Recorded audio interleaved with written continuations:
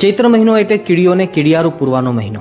ચૈત્ર મહિનો એટલે કીડીઓ માટે આખા વર્ષનો ખોરાક ભેગો કરવાનો મહિનો. આપણે બીજે કશે ના જઈ શકીએ, પરંતુ આપણી સોસાયટીમાં કે પોળમાં કે ગલીમાં કે વૃક્ષો પાસેની પોચી માટીમાં કીડિયારું પૂરવાનું પુણ્ય કાર્ય તો કરી જ શકીએ. કીડિયારું બનાવવાની રીત: બાજરાનો અથવા ભાખરીનો જાડો લોટ, થોડો ગોળ અથવા ખાંડ, સફેદ આખા તલ અને થોડુંક ઘી અથવા તેલ, આટલું મિક્સ કરીશું એટલે કીડિયારું તૈયાર. અને જો એ પણ ના કરવું હોય તો મમરાને અને ઘીને અને ખાંડને સાથે મિક્સ કરીએ તો પણ કીડિયારું તૈયાર.